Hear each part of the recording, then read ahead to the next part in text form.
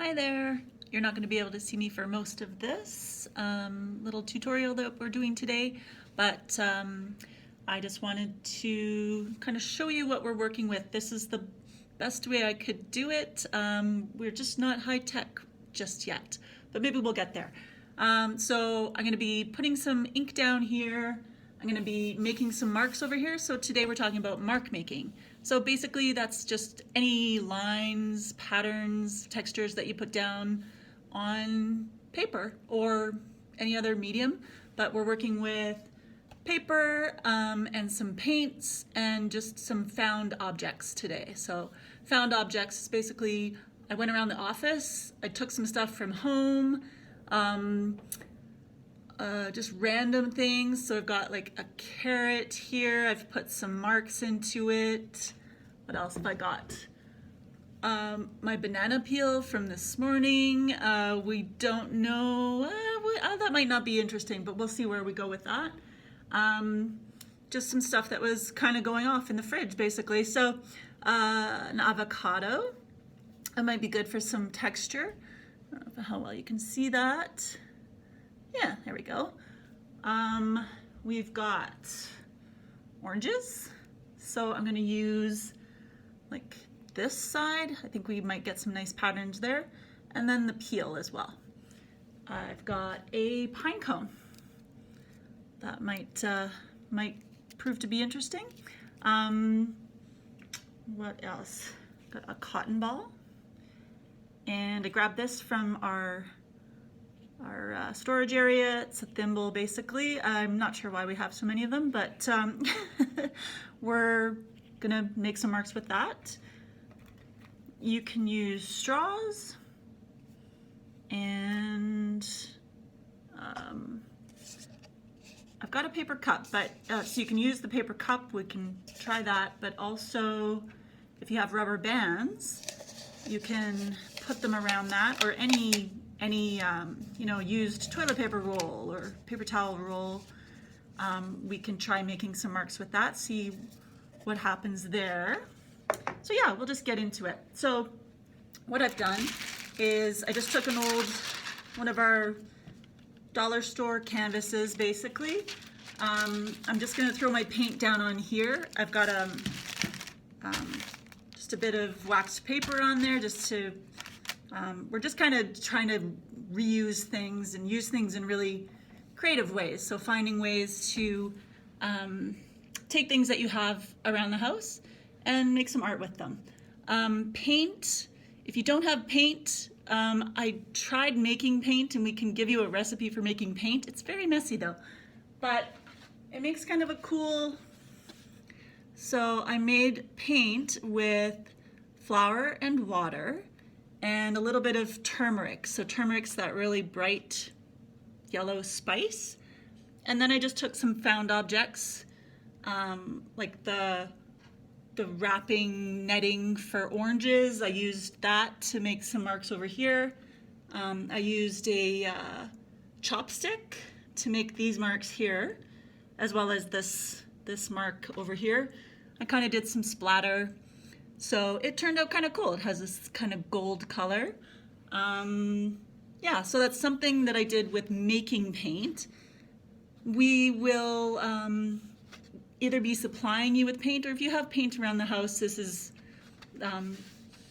you know, some things you can do with paint. So we're just using really our cheap, you know, dollar store paint, nothing fancy. I'm just gonna throw some down on my palette here, if you will, and we'll just kind of start making some marks on the paper up here. So hopefully you can see everything okay.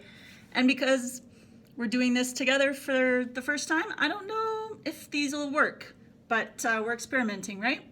Just playing. So we're gonna start with this carrot. So I cut some lines into it. Oops, it's kind of hard to see. We'll try a few different things here.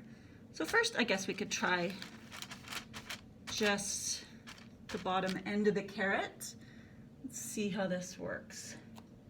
We'll do a close-up after, I think, because it'll be hard to see all the detail. But yeah, you basically can use these things to create shapes, and you'll get different kinds of pattern with the paint depending on how much paint you've got on there. I'm going to try this edge where I've got these marks I've cut into it.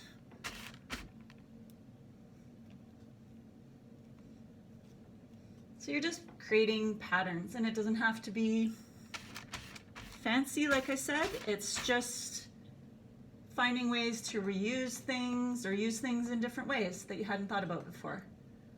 And maybe your efforts will be more successful. Okay, so that's our carrot. What else have we got here? I want to try this orange. I think this might look really cool.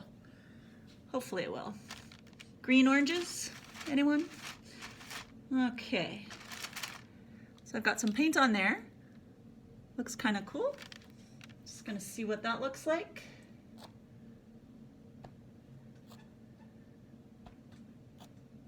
It might work better, you know, I'm thinking, yeah, I kind of like these patterns here.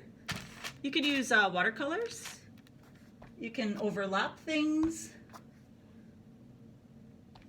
Maybe green wasn't the best choice for orange. That's okay. Yeah.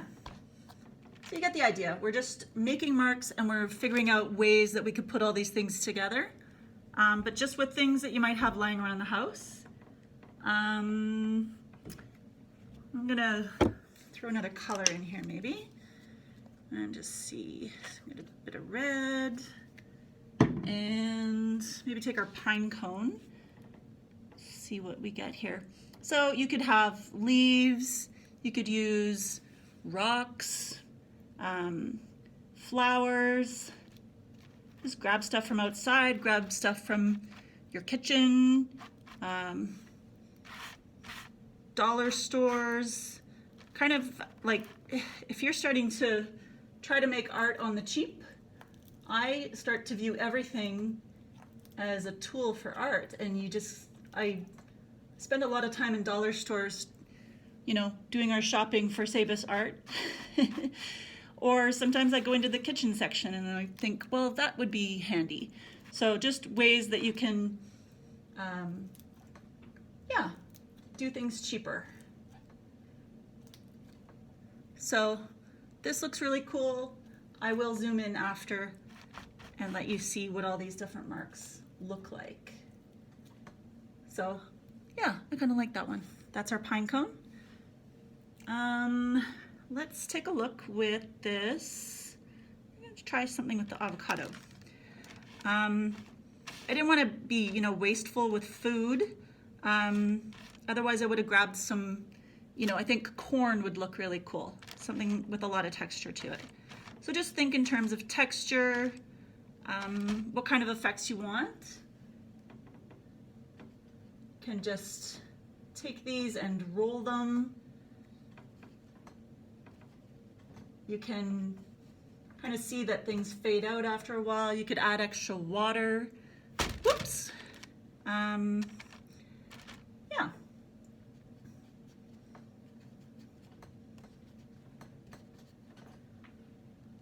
The way that I'm using them, they're all kind of starting to look the same.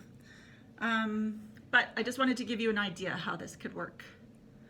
Cotton swabs, or cotton, sorry, this is a cotton ball, but cotton swabs work as well. You know, you could use any kind of sticks, toothpicks.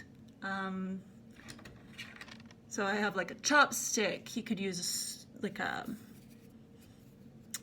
I can't think of what these are called, but any sort of like little bits and bobs, straws. Let's try and see what happens with our rubber band here. Maybe we'll give it one more loop and see if we can get some cool patterns with that. Whoops. Might just be that I'm making a big mess today, but that's okay. Okay, I'm just gonna go all the way around. And find a spot to roll this across.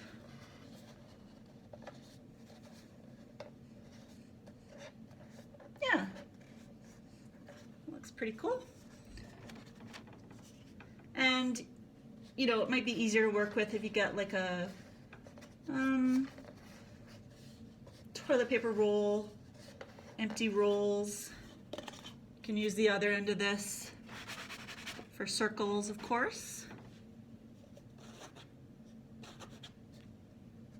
And I made it so it's really, really messy on this end. So good job, Michelle, good job. Wasn't thinking ahead on that one. This is why cooking shows, they get everything chopped up, ready to go before you start creating. Whoops. Okay, well, you see where it's going. I don't want to get too messy here. Okay. Yeah.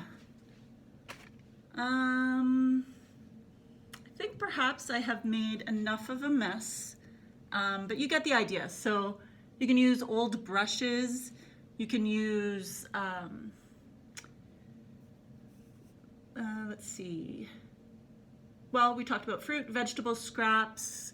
You could cut patterns like when you were a kid making potato art. You can make it almost like a, make your own patterns with potatoes, use that as a stamp. Clothespins, bubble wrap, old sponges, the lids of markers. You know, your imagination will take you in some unexpected places, possibly. Okay, so I'm just gonna turn this. Oh, I think it's too late to turn you around. Okay, we're gonna come in closer so you can see some of these marks. But yeah, I would encourage you to experiment and let us know how it works for you. Thanks for joining me. Bye.